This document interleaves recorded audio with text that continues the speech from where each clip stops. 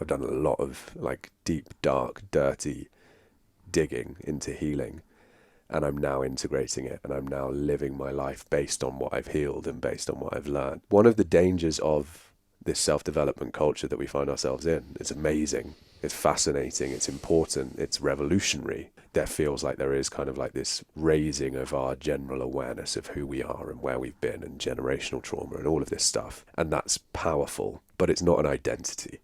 You've still got to live your life. You've still got to go about your business. You've still got to engage in relationships. You've still got to earn a living. Like, there's so many elements to it, and your healing should inform that. Your healing shouldn't be that. The following is a podcast with a man called Jamie Clements. You may know him as the Breath Space. He's doing some powerful and impactful work in wellbeing, in health. His men's work, his passion for learning, his holding of space, particularly when working with breathing modalities, I believe is providing an incredible amount of value to the world. So I appreciate your time. Please hit that subscribe button. Thanks for tuning in. This is one of my favourite episodes of this year. It's early in this year, but you know, this podcast is as good as any I've recorded. I appreciate Jamie for the honest and vulnerable conversation. Hope you find it valuable. Please interact with us in the comments. Ask any questions that you feel called to, and let me know what resonated the most. Enjoy the podcast with Jamie Clements. We are recording. We're live, man. Beautiful. Welcome. Thank you, bro. Yes, good to man. be here, mate. Happy to be here. It's probably my favourite podcast studio I've ever been in. So, I've been getting that. Yeah. This is the third I've done in the van this week. Nice. In total in my life. So yeah, I've been getting that. Yeah, I'm quite relieved we're not doing it outside, I have to say. It's like, as the temperature drops, like, I'm all for the cold, but it was getting very chilly. It was going to be a challenge. It's Yeah. going to like, ask you some real hard-hitting questions, and you're just like, I can't think of anything but the cold. Really, I'm shivering. Yeah. Yeah, I think there's something in that, and maybe that's our entry point to the podcast, in creating a space, creating the right environment for us to go a bit deeper. Yeah. I think that's what I'll definitely do as time goes on, and I'm really intending on doing, is creating wherever I am, really, but it's easier in this an intimate space. Mm-hmm. I love doing it outdoors. Yeah. But yeah, maybe now I'm seeing the benefits of doing it in like a space where no one's going to interrupt. We can't promise you that no one's going to come up in the window, but yeah, that no one's going to, same with like a retreat, and I'm sure you can speak to this, like the weekends that I put together, it's like I don't want anyone coming in. Yeah. I want just this energy, because we were all influenced, right, by so many different, outer external things. Yeah, big. I think I think ultimately it's a safety. It's psychological safety, physical safety. I think that I've been conscious in the past. There's been a couple of retreats where I've taught as a guest, and I've shown up on like the Saturday, and it started on the Friday. And you do, even in that setting, even when you're invited into that space, you do feel a little bit like you're intruding and like entering into somebody else's space. And I think there's so much to be said for. And this goes way beyond like specific work, like breathwork or retreats or whatever it might be, or podcasts. It goes beyond that into just like life. It's like, what is the container that you're creating for an interaction? That could be with a partner, that could be with your family. Like, how is that being constructed so that people feel at ease? Because that is going to amplify the safety and amplify the experience that people have in that space. And so I was actually chatting to someone last night about, I used to live in quite a challenging living situation, and that was the first time I started having panic attacks, and I didn't have... Like university by any chance? It wasn't actually. It was living with a it was a stopgap flat share where I needed somewhere for a few months, and I sort of found a nice place but didn't really vet the people myself, and it just ended up being a very unsettling experience. But I didn't quite appreciate at the time how much, that stability and that safety of where you live and the space that you have for yourself as home can impact, your mental health, your emotional health, your physical health. So yeah, I think, and setting, you know, is powerful. Is really powerful and important for What so kind much. of things were you experiencing when it was evident that that space wasn't serving you? I just, it was, in hindsight now, looking back, just chronic activation and hypervigilance. Like I was just fight flight to the extreme. Like my nervous system was telling me that we weren't safe or that we shouldn't feel safe, and I think rightly and sensitively in some ways as well.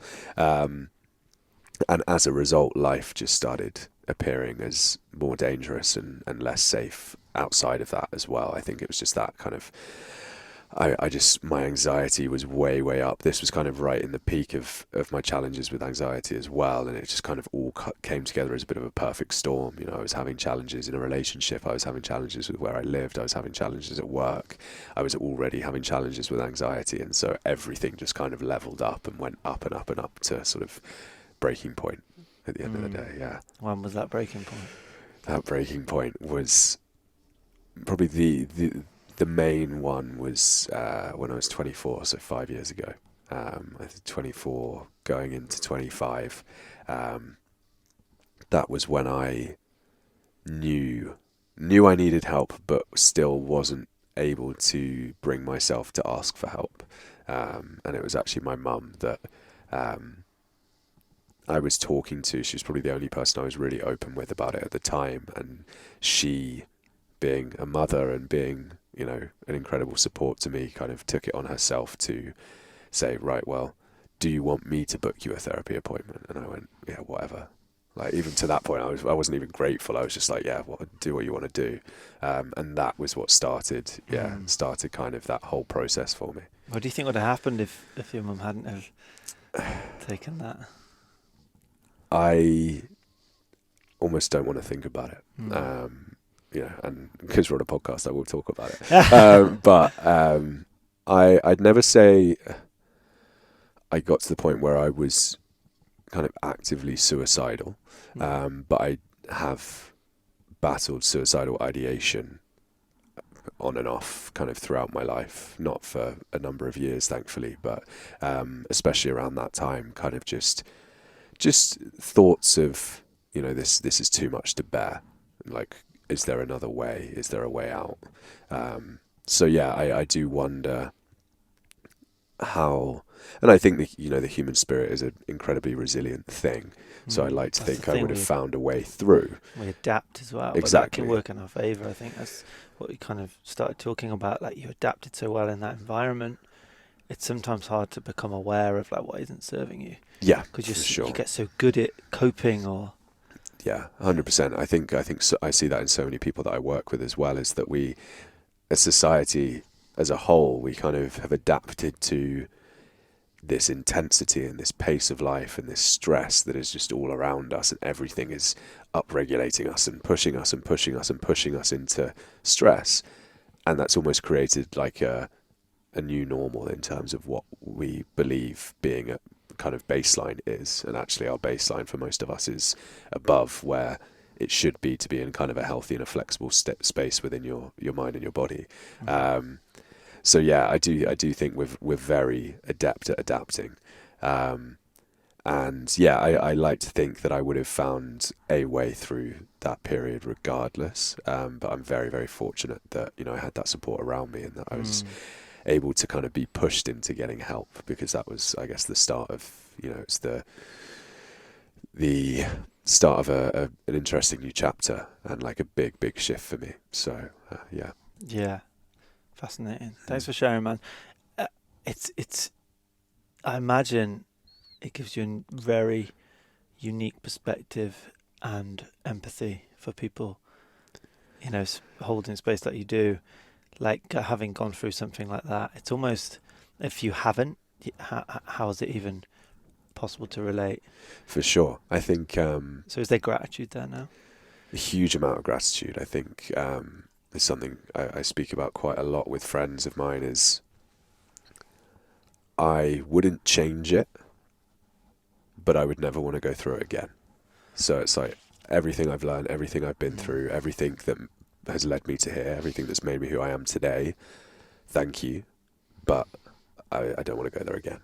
And, you know, I do think it's, you know, it's the challenges and the lows that propel us to potentially the new highs, but I don't feel like I need to go to those lows again, just for the purpose of growth. I think once you've been there, you can almost use the memory and the legacy of that pain to say, right, I'm not going to go back there again, and I'm going to keep striving to get better and to move forward. And yeah, in terms of what I do now, there are, you know, I think I think people who do similar work to me will hopefully be able to relate to this, in the sense that a lot of the people that come through my door, be it private clients, be it group clients, be it retreats, they're mirrors of me now or me in the past. They're showing up and I can identify with a lot of what people are going through, and that makes it not necessarily easy, but it makes it easier to connect and relate to what they're going through, and actually hold space in an effective way. Where if someone's feeling particularly lost, just to be able to say, you know, I see you, and I've been there, you know, even it's never going to be the exact same, but to be able to say, for someone to be able to see in you that you have been through it. And that's why I'm always very keen to share my story as a part of the work that I do, because I think it adds a level of, this isn't just somebody up on a pedestal telling me, you know, what to do and how to do it. It's somebody who's been in the trenches, gets it, and has come out the other side. And I think that's a really important part. And it's what you see in a lot of people who are practitioners and facilitators in any form, is like that's typically how people come to the love of the practice, is that it's helped them in some exactly. way. It's amazing. It's the best piece of advice I got was go and experience and go spend time with the people who have been through the experience of what you've or are going through. Yeah. Whether that's cancer, whether that's anxiety, whatever it is, like go spend time with people who have healed, because they're out there. Yeah. You know. Yeah, I think at the end of the day, it's a human nature to want to be understood and to want to be accepted, and quite often it can be. I think it's also very okay and human to admit that sometimes we're not going to be able to relate to somebody's experience. That doesn't mean that you can't lead with empathy and that you can't support them. But actually, when you also pair that with deep understanding and shared experience, you kind of take that connection to a whole different level, to be able to say, not only do I love you and I want to support you, but I also get it. And to feel seen in that way, as well as feeling supported, is it's gold. Yeah, exactly. Yeah. Have you thought about doing it? Well, you're doing that wrong. Exactly. Yeah, you're breathing wrong. I think we'll move into like you as a space holder and some of the stuff that you, I think that leads nicely into like your men's work and how you communicate. I think that's so unique and powerful that you do. But just on this, I'm really interested in like, firstly, understanding when you're around like anxious people, does that ever like trigger you or affect you in a certain way? And do you have to kind of set boundaries there? Yeah, I think I get a bit tired of people calling themselves empaths, because it can be worn as a bit of a badge of honor and go, yeah, I'm just so empathic, I can feel everybody. You have to be super mindful if that's who you are. If you are quite an open person who connects very easily, you can just take on everybody's shit, and that's hard to do at points. But I do feel like I am very aware and able to connect to people's kind of energy, where they're at, and I take that on, which I think is part of what makes me good at what I do, but also, yeah, as you kind of alluded to, it's can be challenging, especially when I am seeing people showing up with things that I've experienced quite strongly myself. I'm fortunate, I think. It's not so much an outward boundary in that I'm having to sort of clearly define a boundary with somebody explicitly. It's more of an inner boundary, kind of a boundary with self, to say, okay, right now I am, it's almost like I put my professional hat on to be like, I need to maintain a level of distance from this to be able to support this person in the way they need to be supported. I can't enmesh, I can't get too involved, because it will impact me, and actually it could impact them in terms of them almost feeling like they need me in order to get through what they're going through. And that's never the message that I'm very much, here to support people in how they help themselves. Yeah. But I've definitely experienced in the past, you know, be it friends or clients, like whatever it might be, if someone's really going through anxiety, like it can bring up, I'm like, oh, like my body remembers what that felt like, and that it can trigger a little bit of something just to go, oof, yeah, that's heavy. Like my chest tightens, my breath shortens. I'm like, okay, like that's not you. You're not there anymore. It's just kind of remodeling and repatterning that association with some of those sensations to be able to say, I have much more autonomy and much more say over my experience of these sensations and these thoughts than I ever have previously. So yeah, it's kind of that inner monologue and those inner boundaries to be able to keep my distance, but also not disconnect. I think that's a bit of a skill and not necessarily something that I'm saying I've mastered by any means, but like to hold space and connect deeply whilst not losing yourself in somebody else's experience, and kind of maintaining your own boundaries, your own kind of protection as well. For sure. Did you find an origin story or understand deeply what the anxiety, where it was coming from? Was it, and I'll speak from my experience here, like when I came out of university, like university for me was a lot of freedom, a lot of zero responsibility, but also a lot of community. That was so strong. And I honestly think community is one of the biggest things that we overlook in terms of health. And I was off then on my own, and I was like, dropped into the world, myriad of factors, but I was anxious. I was what you might call suffering with depression, and going off traveling and coming back into London. And I was what I feel like was having a healthy reaction to a culture that wasn't really serving me. Yeah. And then it's like the quest begins. Yeah, I think still unpacking, still unpicking. I think there are new things that always sort of present themselves. But for me, we were chatting a little bit before we started recording about dating and relationships, and a lot of my severe anxiety previously showed up in that forum, in that arena, and that, I guess, from an origin story perspective, I suppose trace back to my parents' divorce. So I think there were things before that, and I actually have a very difficult time remembering anything pre-15. Like, I have a very, very limited memory of my childhood, and trauma in any form can have that effect on memory. So I'm sure there were things before that. However, the story that I've kind of created, I suppose, or learnt and discussed around the anxiety that I've experienced since was sort of stemming from that, and quite a surprising separation. Like, they weren't arguing a lot. It was all quite kind of like, oh, happy marriage, divorce, almost overnight in the eyes of a 15-year-old boy. Sure.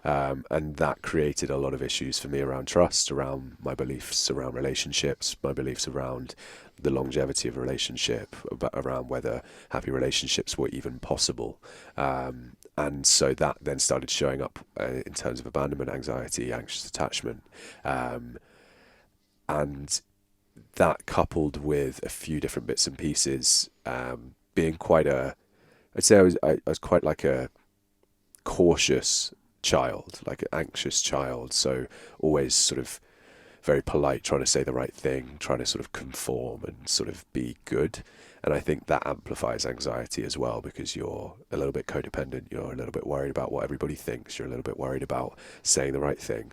And then that, partnered with some of the abandonment issues, just sort of culminated from 15 to 24, 25 in pretty intense bouts of anxiety and panic attacks, and also depression kind of lingering around with that as well. So I loosely hold that origin story, because sometimes I think an over-attachment to those stories isn't always helpful.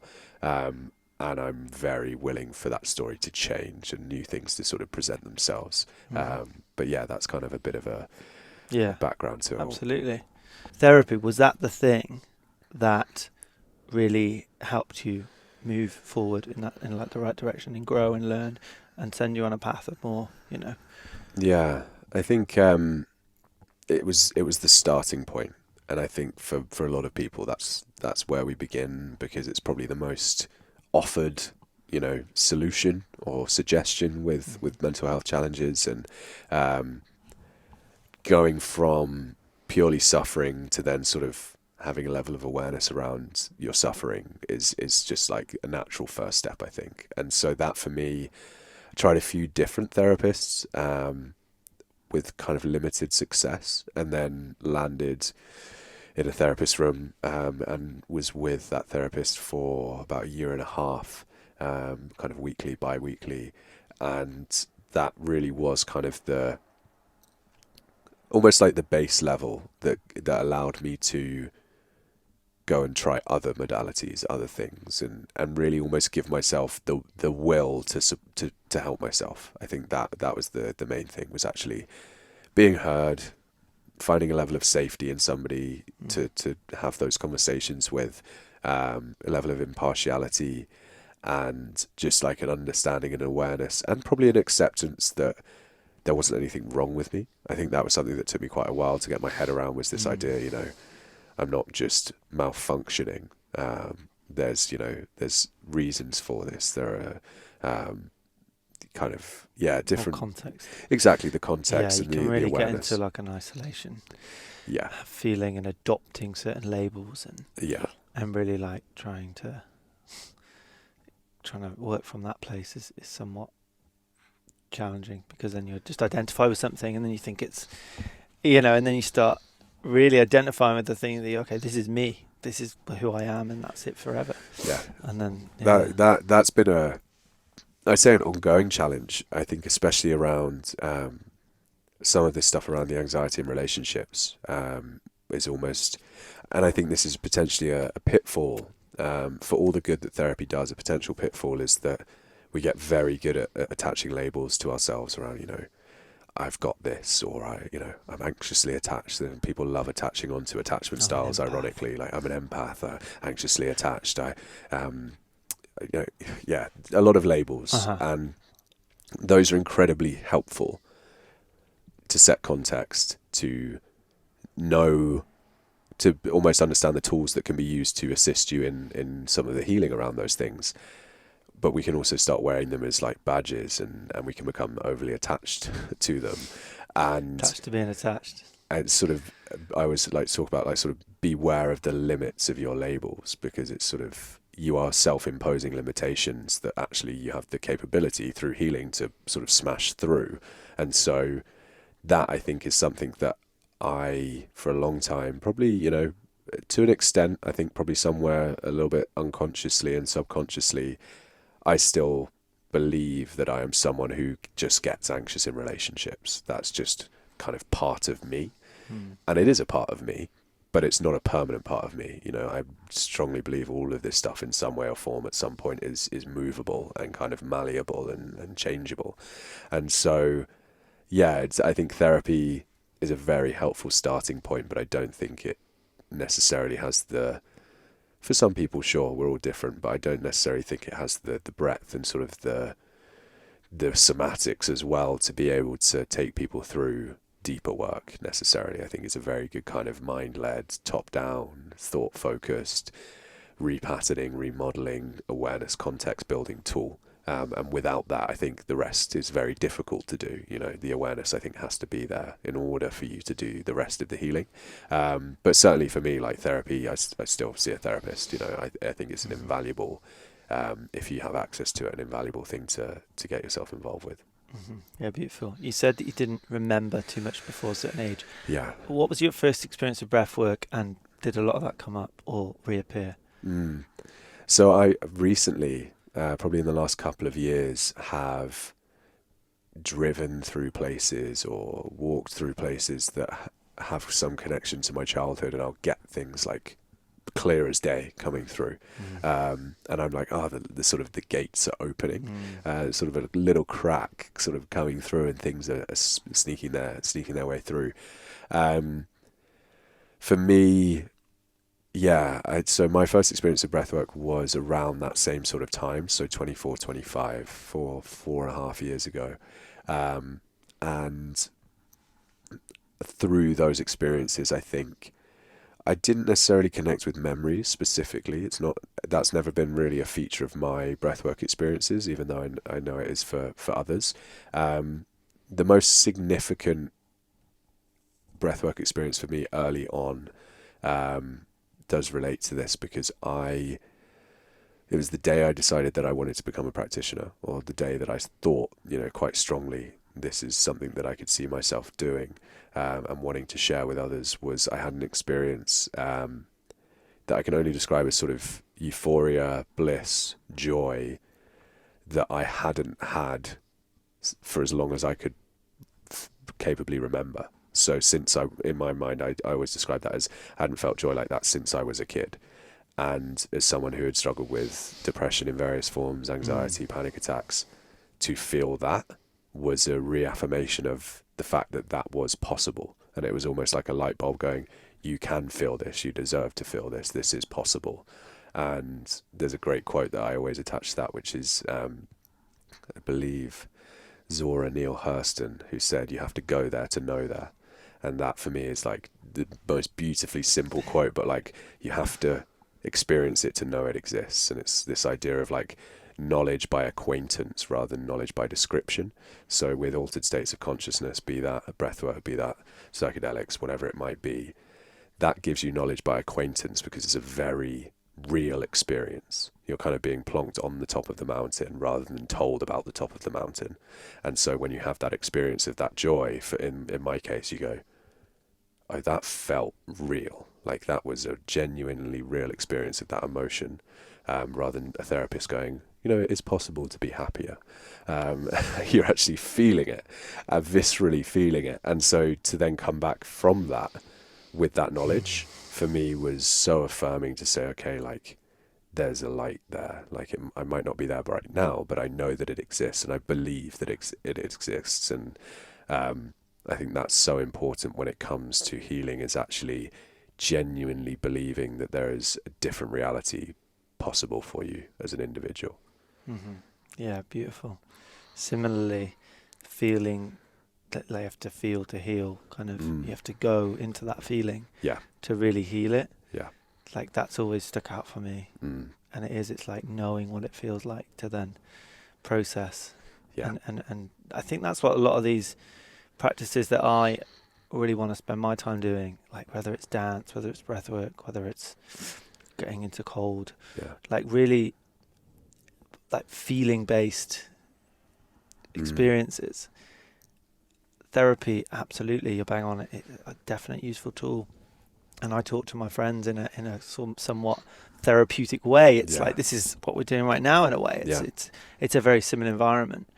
But yeah, it can only get us so far. And I think that's what a lot of people, I think my age, definitely who I'm speaking to, are kind of really realizing now.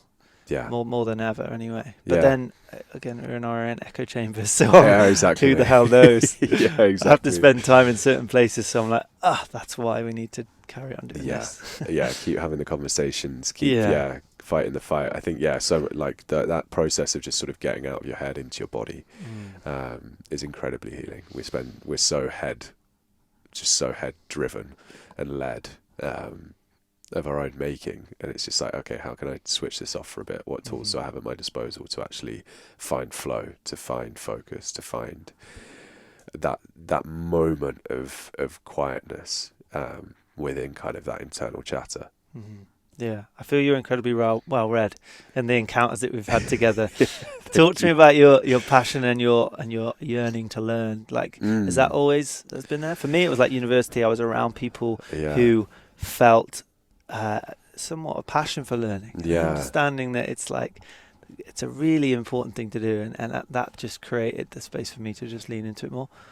So I love this question. I've never been asked this before, which is a sign of a good interviewer. So I was extremely academic growing up. I was naturally academic. I went to a very academic school, was very probably up until the age of 16, up until the age of 17, so end of my AS levels, I was comfortable, didn't have to try too hard, did very, very well. Enjoyed it, but almost, my mum always says, like when I was younger, sort of 7, 8, 9, 10, into my early teens, like teachers and my parents were worried that I was bored because I was just it was comfortable. I then sort of couple that with the decline in my mental health from sort of 15 to 18 and into uni. And also something clicked in my mind the other day. It was also, I think I got my first mobile phone when I was 14, 15. And I was, especially I'm still not great with my phone. I'm pretty immersed in it. But I was particularly bad as a teenager with my phone. I was addicted. And I believe that my mental health started to shift and my ability to focus started to shift. And by the time I was 18, my academics were still good, but I'd lost a bit of love for it because I think the depression sort of sapped my passion for everything. And my ability to focus meant that I actually found it really challenging to actually sit down and do a piece of work. So yeah, then I went to uni and that sort of continued. I went to a good uni. I studied economics. I got a 2-1. I was able to I didn't smash it, but I did what I had to do, and I definitely didn't have a love for learning there. I've reignited my love for learning probably in the last 4 years, 5 years, and reflecting back, one thing that I now do remember clearly from 13, 14, 15, around that time, was I had a genuine fascination.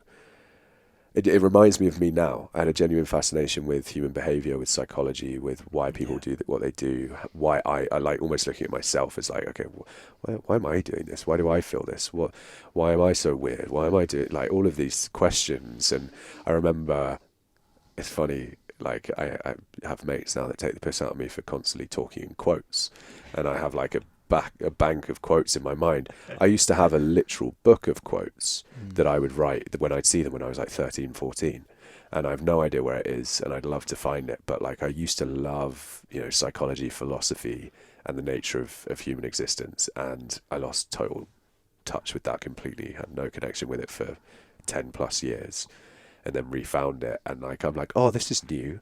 No, it's not. It was like a returning back to something that I've always been I've always loved. And I think that's where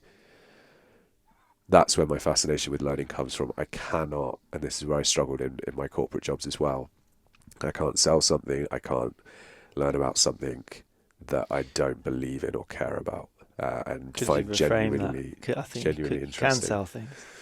Yes. Maybe that you don't believe in. I could, yeah, I definitely could. I was pretty good at it, but it left me feeling disconnected, out of alignment. It left me feeling like I was not acting in integrity, essentially, in a lot of ways being disingenuous and manipulative and lying and deceitful, not in deep ways, but on a business level. So yeah, I think I found it very challenging, or I find it very challenging to learn and to focus when it comes to things that I don't have a genuine passion for, which I think is pretty normal and pretty human. So much is resonating with my journey as well. For me, it was less quotes, it was more podcast.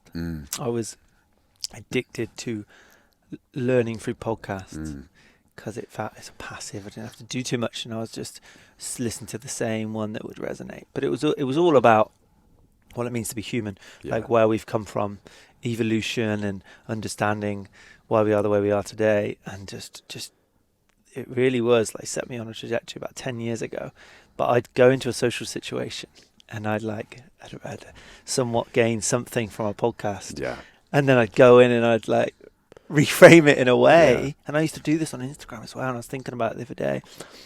And it's definitely something I couldn't admit then, but I'd find something, a piece of a quote so fascinating, and I'd interpret it in a way, and I'd kind of badger it as my own thing. And this isn't healthy, and it wasn't a healthy thing. I had to go through that to understand myself a bit more. I think the awareness then started to understand it was not authentic and I wasn't really doing anyone any service. But it's a big grey area online, isn't it? Like people do that and you can do that. And we all do that to a point, like we are doing that. Yeah, and I think it's sort of the nature of learning in a way. Sure. Like that whole piece, I feel like it's probably right to say, like that whole piece around like knowledge by acquaintance and that what I was saying about sort of you have to go there to know there, that's something that I heard in another conversation on another podcast. Absolutely. And it just stayed with me. And it's not plagiarism, but it's you're taking inspiration from what you're hearing and learning, and you just have to integrate that. you do have to integrate that it. exact one is go on then. Go and know something. Yeah. Go and experience it. Yeah. And tell that story. Exactly. Can I ask you a question? Yeah, absolutely. And again, I'm sort of putting this I'm asking myself this question. With that, No, you're not asking me. Go for I'm it. asking you. With that, I guess what you did in terms of taking those podcasts and sort of putting it into social situations, do you think there was an element of, do you think there was maybe like an underlying driver behind that in terms of your maybe fear of how you could engage with people or wanting to impress 100%. people? Or I didn't have confidence in who I was. Yeah. Didn't know who I was. Yeah. I couldn't just be me. I was going into that situation and feeling like I was at a lack, I was at a loss, and I needed to get something to prove something. Yeah. What else am I going to talk about? I need something to talk about. Like I can't just be present. Yeah. And act from that place. Yeah. I think I totally relate, and I think there's something that I've been unpacking this year. Is what do I have, like, and this is my own insecurity, but what do I have to talk about if I'm not talking to people about what I do? Because I over-attached to that part of my identity, and I have at points felt a little bit lost without it when I'm showing up and people don't know what I do. And actually, I don't want to force myself into talking about it, but I'm almost like, okay, well, what do I do? What do I talk about now? Like I've not really been keeping up with current affairs. Shit example, but like I've not been Steroid King. Yeah. So yeah, like it's been a really interesting journey for me, as well as actually like how do I show up more as me and trust my own ability to think for myself and connect beyond me as the breathwork person. Because I can, and this is potentially the challenge that I ended up getting myself into, I can talk about it very comfortably for a very, very long time. And I enjoy it, and people find it interesting. So it's like, oh, why would I not? But then at the same time, it's like, that's not actually a deeper connection, and it's not the kind of connection that I want to be fostering in my life. You know, it is, but it's not all of the connections that I want to have in my life. I think there's something in, and we touched on this before the pod, that people see you in a certain light, so they know who you are through online, through Instagram. They know you're the breathwork guy. Their energy changes towards you, and when you're used to that, used to people already walking in a room, walking friends of friends, and you know people, they treat you in a certain way, so they just accept you because you have some level of respect because of maybe your following or the real work that you're doing. Maybe it is a really authentic respect, but it's still there. And when you go into a space where no one knows who you are, everyone's walls are up, and they just don't know who's this guy. Exactly. And I think, you know, the ego is a fascinating thing, and I think there's a little bit of ego death when you walk into a space where people if you're used to walking into spaces where people do know who you are and what you do, you walk in somewhere and they don't, and you go, oh, that doesn't feel good. My ego's not getting what it needs right now. And that's a challenge, and I think that's something I've really embraced recently. Is actually, you know, I was working with a coach for a while, and he set me the challenge. He was like, next time you go to an event or like a dinner or meet new people, if someone asks what you do, just say, oh, I run my own business. What do you do? And like, don't go like, oh, I teach breathwork, and they go, oh, that's so interesting. Tell me more about it. And I like launch into the stuff that I know how to talk about. Yeah. Oh, now you've asked. Yeah. But yeah, it's such an interesting one. I think. I think it's really important. Oh, that's what I was going to say. People's expectations can slightly shift of who they're expecting to receive and who they're expecting to meet. But I think for me at least, a lot of what was happening was I was projecting what I thought people's expectations of me were, or I was projecting my own expectations of myself onto others. Sure. So I was saying, well, they are expecting this person, so I'm going to have to show up as this person. And if I don't show up as this person, that's bad. And so it's almost like I then show up as that because I think that's what people want. Yeah, your perception of their perception. Exactly.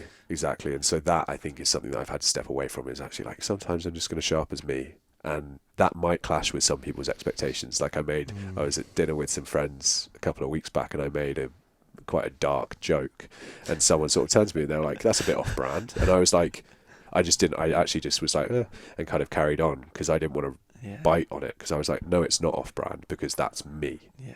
That's who I am. That's like all part of me. It's not maybe part of the version that you're expecting to show up, but it is also a part of me, equally as authentic, equally as real, equally as genuine. So I enjoyed that moment in a weird way. It could have triggered me, and I could have gone, oh yeah, you're right, like I shouldn't have made that joke, I'm sorry. No, I wanted to make the joke. Or it's on you, Yeah, that's your stuff. Yeah, exactly. Yeah, it's on you. Just because you're putting me on this pedestal doesn't mean. Yeah, it's that's kind of a real kind of recent piece of work for me, is kind of decoupling from such a stronghold on that part of my identity. Mm-hmm. Yeah, one thing just on that I know I do, if I'm like in a situation where people don't already know me, can I be okay with just not talking and just observing and just being there and leaving, and like not needing to get them on my side or have them as an extra follower, or it's a new group of people, it's a chance to show them all my good sides. Exactly. It's like, can I just be and just not need to do anything like extra, Yeah, the need to impress, the need to be liked. It's, again, I think it's pretty human, but it's a nice thing to be able to detach from. Profound stuff we're talking about here. I know, man. Like, it's like, do I need to show up in any way beyond how I feel right now? Yeah, man. So what's it like being a man in 2023? 2020, the end of 2022. See the future. I think this will be out next year. What's it going to be like to be a man in 2023? Your men's work. It's a challenging but amazing time to be a man in 2022, in my opinion. I think, men are still facing a lot of similar challenges around there. And again, this come back to the echo chamber. We operate in spaces where people are having these conversations and talking about, I think, like the depths of things and healing and different things like that. However, I think for the majority, there's still huge challenges around emotional expression, around, male suicide, around kind of mental health in general. From my own personal perspective, why I think it's a beautiful time is I think we are quite a few years into this sort of movement around, okay, guys, big movement. You can talk about your feelings now. It's okay. You can sort of come out of the woodwork, and it's grown and grown and grown. And mainstream media is captured it, and that's a very good thing, I think, in most cases, if not all cases. And I think where we're now sort of moving towards is, okay, this sort of broadening of what it means to be a man, being incredibly open and being very, very kind of open to however you want to interpret it. And actually, for me, kind of the purest expression of what it is to be a man is actually to be fully authentic to exactly how you want to be. I think there's a unique strength in that shouldn't go shouldn't go I don't even know the phrase. Unmissed. That's the one. No. Shouldn't go. I know what you're saying. And I also think, like, if I can talk to my own journey with my masculinity, I think a lot of my early healing around how I got more in touch with my emotions and my emotional expression was about rejecting the masculine. About, okay, I have, the brotherhood wound. I have a father wound. I have this distrust of men. I find it very difficult to connect deeply with men. And actually, that's their fault. And I think when we reject men, we also reject the masculine within ourselves.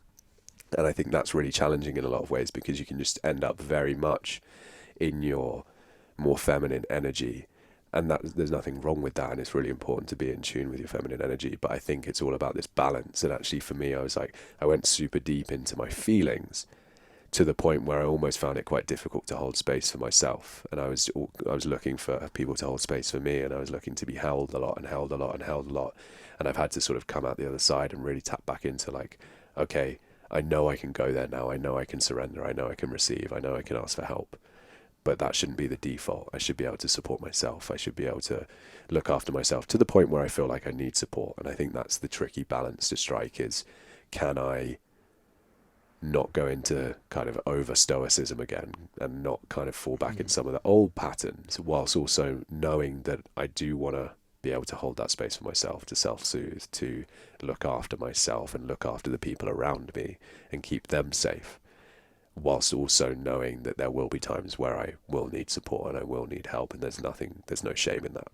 And so I think that for me has been my own transformation within my relationship to my masculinity and my relationship to being a man is, and I think I'm starting to notice and pick up on slightly more of that in the broader space of men's work, is actually there's a lot of like, okay guys, we need to like first port of call, figure out how we get in touch with our feminine and talk about our feelings and open up and express, because that's where we struggle the most. But then also, how can we then tap into a healthier version of masculinity that embodies a lot of that, but it also embodies maybe some of the lost elements of masculinity that have been kind of quashed and squashed along with some of the more kind of toxic, or what we might label as toxic elements of masculinity. So yeah, I think that's kind of what I'm experiencing myself at the moment as a man in kind of this day and age. I wouldn't disagree with any of it. I think you bang on. And first, we do need to do the thing that has been missing and subjected to just really. It's weird because I feel in a way we've had to come to this point. Like, I just align with a lot of Zach Bush's, what he talks about, and how much gratitude and I guess honouring of like where we had to go to figure things out, and so like epochs of time to then like come back to a space where we have opportunities and come into right now. It's like we're here now, and we can look back at the past and generations and really arrive at a place where it's like, right now we have the opportunity to actually, which way do we want to go? What do we want to decide for ourselves? As men, no one can tell you how to be. Like, you have to go on that journey for yourself, and you get to decide what it means to be a man. Yeah. Like, first and foremost. But we're dictated to and subjected to in terms of media and culture and everything, telling us, not just men, it's like humans. Yeah. First and foremost, like, you're a human before anything else, and understanding what you are not and what you've perhaps bought into or picked up along the way that you think it means to be a human. Yeah. And then it's like, yes, you're a man. Yeah. Like, that is an important role. And tuning into that, I completely resonate with going off on that feminine journey, because it was lacking, it was missing, and I had the awareness to understand, that's been really part of a shadow that I've not liked about myself, or I've not accepted. So going off and doing yoga practice and leaning into that, and whether it's clothing or how I hold myself or what I don't consider important, but coming full circle as it kind of happens in like this hero's kind of journey-esque movement, back to then feel back into it's all of it. It's an embodiment of it all. Yeah. And it sounds simple, and people are like maybe thinking, yeah, of course, but it's when you really have to go there to know that. You have to go on that journey to come back to, it's Jordan Peterson, find the extremes, go to the extremes, and that's okay, but recognize when they're there as an extreme to come back into balancing. And I think that's what so often healing looks like is, okay, let's take the masculinity example. You're here, you're not able to talk about your feelings, you are struggling, you're in your own head, you're not in your body, you are kind of that stereotypically challenged man.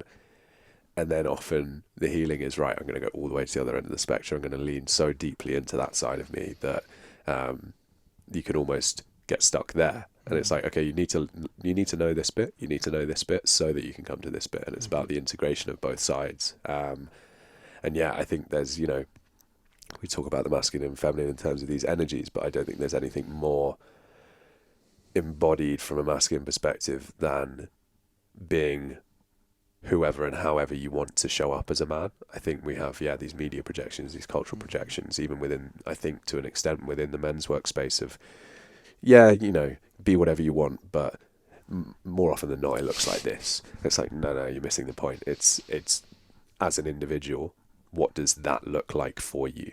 And I think, the piece that you said around that kind of initial connection to what it means to be human, first and foremost, is so important, because often these conversations around polarity, around gender, just end up being very polarizing and very kind of binary in nature. And I think there's kind of a beautiful fluidity that should be struck, and kind of this appreciation of the individualism of what it is to be human, and that understanding that we are all different, and kind of that compassion-led approach to that.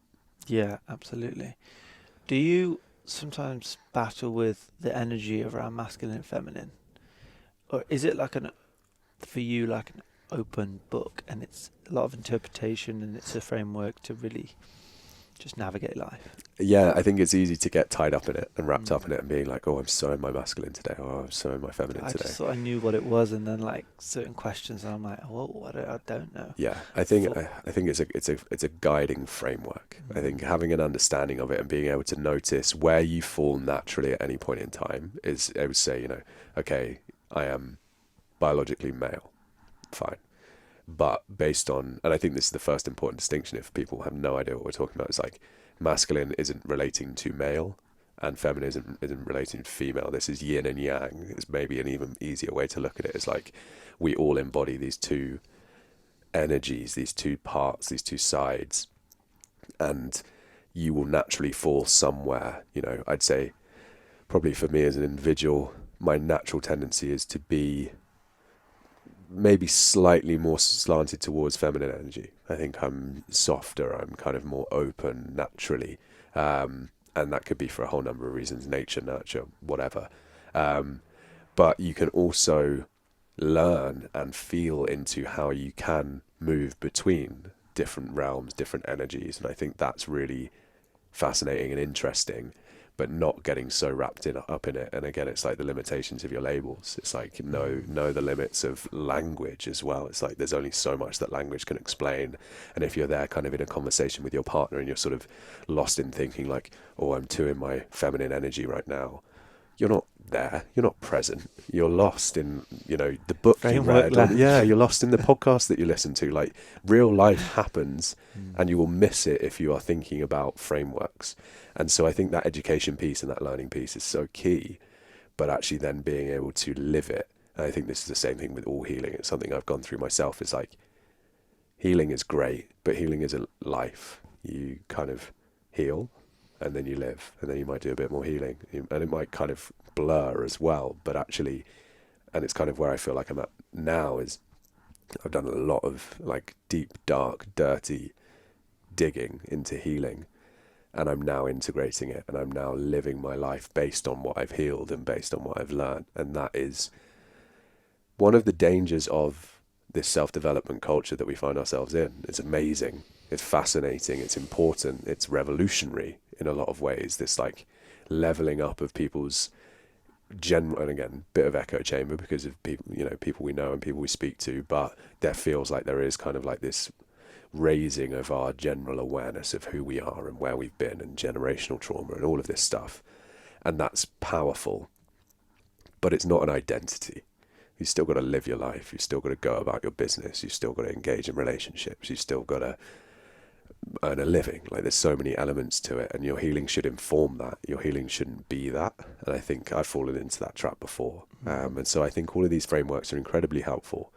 And I think especially when you first go into your healing, the natural thing is to go deep, and you go in and you're like, wow, this is amazing. Like there's a lot to be healed. It's kind of like you got to dig quite deep quite quickly. But then you're like, all right, like I feel like I've unpackaged a lot of this stuff, and now I'm just going to live for a little bit. And Eddie, do you know Eddie Elsie? Come across Eddie's work? He's sort of a modern shamanistic practitioner based in the UK. Really fascinating guy.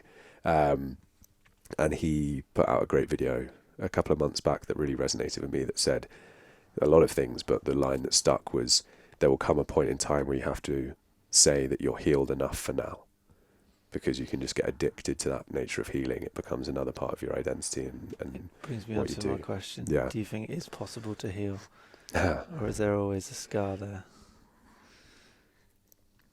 I don't know, is the honest answer. I think my head went to a couple of different places there. My head went, I think you can heal certain wounds, but I think healing is like Pandora's box. Once you open the lid, you can't close it again. More and more comes out of the woodwork. And with that, I wonder, it's just peeling back the layers. Like, you kind of just go a little bit deeper, you find something new. But then I do also think then that there's kind of a part where you accept that where you're at in your healing is okay. It's so-called this radical acceptance of like, I'm happy living with these wounds. It's like, oh, I forgot that wound was there. And then it shows up and you deal with it in a slightly better way and in a slightly different way. It's kind of just like this onward journey. So yeah, at 29 years old, I almost feel like a bit of a fraud even trying to answer that question. I think over the last 5 years, I would say I've healed some stuff and there's some stuff that's ongoing. And I'm fascinated for the next 150 years of my life. How big's the beard going to be then? Oh, mate. I got one of those AI pictures done. No, you It was didn't. like long. It gave me a big old beard. Yeah. It was a bit of an insight, a glimpse into my Did you future. say 150 years or something? Yeah, show me what I look like. Yeah. Do I have the answer to, can you Yeah, heal? exactly. Am I still talking about breathing? Yeah. Oh, dear. Right, we'll wrap it up there, man. Whew. There's so much we could talk about. Yeah. I think, what would I want to leave this on? I think, you call yourself the breath space. I think you have just to, speak to your work and what you brought to the retreat in Portugal. It was way more than just a breathwork session, It's your presence in the room. It's your what you represent in my mind to like the journey you're on. But like I always mentioned on your posture, I was like, I just need you to stand there and just like be that man who is also just subtle and careful in his approach and just calming and I'm sure I get that. And your voice as well, man. That's interesting, isn't it? Because it's like the voice is kind of like you kind of haven't done anything to get it there. Yeah. But are you like refining that? Because I might have a podcast voice, or you might have a holding space voice. Is that something you I wouldn't crafting? say so. I think, it's a funny one. I used to get I used to get a little bit frustrated when a client or a friend would be like, "You've got such a great voice for what you do." Yeah. I was like, they're not recognising all the work I'm doing. Yeah, the substance is a load of crap, but you sound good, and that's not what they were saying. It was my own little insecurity, but I've not done it. I've not, as you said, like I was born with this, and I'm fortunate that it fits what I do. Yeah. What I did notice, I listened back to an old episode of my podcast a couple of weeks back. My voice has dropped deeper over the last couple of years, not by trying, and I think it's my. I have no science to back this up whatsoever. I think it's my nervous system is calmer. And I think actually I am a much calmer person than I was even a year ago, 2 years ago. I have much more balance in my life. I have, I could always be doing better, but I think that's shown up in my voice. And I think that's been something. And to what you said, like I really appreciate it because you mentioned that to me when we were in Portugal as well, about kind of what you see in me. And it's always really lovely to have that kind of played back to you, especially by someone that you respect. And I appreciate the reminder because it's something that stuck with me that I slightly forgot. But I think in terms of and it almost, maybe it's an excuse as to why I have it as the breath space rather than kind of my name. It is that the way I see my work unfolding and what I hope that already is the case in terms of how I go about my work is actually my whole message and mission is that this isn't about me. And actually it's I believe one of my gifts, and I always have slight resistance to talking highly of myself. It's an old wound. I think one of my big gifts and why I'm good at what I do, if I can say myself, is that I, through how and who I am as a person, create safety for people in the space that I'm in. And that enables deep healing, deep self-healing. And so I enjoy the subtlety, and it's actually a really good reminder for me that I don't always have to be saying things, because I definitely feel that same draw that you feel of like, I should be saying something impressive here. I need to talk. I need to say more. I need to come up with a fun quote that people are going to resonate with. And that's part of me as well. But actually, I think the value that I bring is about the energy that I bring in the space that I can create just by being there, and which I'm very, thankful for and fortunate for, because again, it's quite a natural thing. It's a bit like my voice. Like, I've not done a huge amount of training to be able to cultivate that specifically. I've done a lot of training that's probably helped me cultivate that, but actually I think there's something quite inherent and kind of innate to it. So yeah, I'm fortunate. Yeah, especially on the voice thing. I'm just like, yeah, it's just it's a funny thing. Like, I think I noticed when I first started doing the podcast, I got a few messages early on from people I know well being like, I've just noticed you've got quite a nice voice for this kind of thing.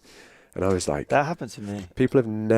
You've clearly never listened to me speak before. Or like, that's where my head went. But actually, I was quite a quiet, shy teenager growing up. And I didn't find myself a center of attention, enjoying the limelight, speaking a lot. And so I think people haven't always like heard me. They might have heard me, but they haven't like heard me. And so, yeah, that was an interesting part of it as well. It was kind of people going like, oh, like, I hear you now, which has been really nice part of the process as well. I think it's way more than the tonality of your voice. I think it's the space between your words. It's the energy behind it. It's the emphasis. It's the maybe your breathing. Maybe that is a part of it. But it's whatever it is. It's a direct reflection. When people resonate, direct reflection of the work that you're doing on yourself. Like, I truly mean that. It has to be, because all of the things we've just talked about in this is the work that you've been doing, and that will inadvertently or overtly, either or, just put you in a space where people can just feel you more, because they just see you, because you're open, you're vulnerable, you're there. Yeah, you're there. Thanks, mate. Nowhere to be, nowhere to go. Right, man. Thank you, brother. This has been an absolute treat. Thank you for contributing. Thank you for having me. Yeah. Anything you want to leave on? Any quotes you want to leave us on? And maybe the one of that you shared that it hit home for a lot of people. The space between is, I think, vulnerability one. I think that was it. I've got it written down. Have you? I can't remember it. It was the and Volcano. Oh yes. Yeah, that one. And also just was... anywhere people can find you and what you've got coming up and what you're excited about. You don't remember it? Yeah, it's something about when stories are shared. It's shared in safe spaces. That's it. I actually can't remember it. Maybe that's a good thing. That's a great Maybe thing. that's what we need to leave it on. Yeah, I'm glad I can't remember it. Yeah. I've got no one to impress. I'll put it in the bio. Put it in the bio.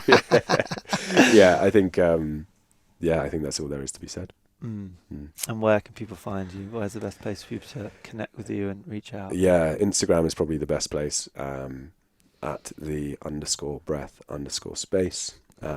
Also, I do have a more personal Instagram account, which is Jamie Clements _, and then the website is thebreathspace.co.uk. So yeah, that's the best place to find me. And you've got 21 day. When does that 21 start? days of breathwork. So that's constant and ongoing. That's kind of an on-demand thing, which is very much an entry point, I think, for people who want to get started with breathwork or want to deepen their practice of breathwork. I'm going to be launching a group program in the new year. And then most of the other stuff is in-person retreats and events. And just locked down a Portugal retreat for next year, which is going to be wicked. Yeah, Amazing. And in Devon, right? You've got Cornwall. Cornwall. Yeah, 2 in Cornwall in April. Yeah. Yes. Nice, man. Wicked, Lovely. bro. We'll put all links to that. Amazing. Thank you, brother. Thank you, I'm going to mate. give you a hug. Appreciate it. Yeah.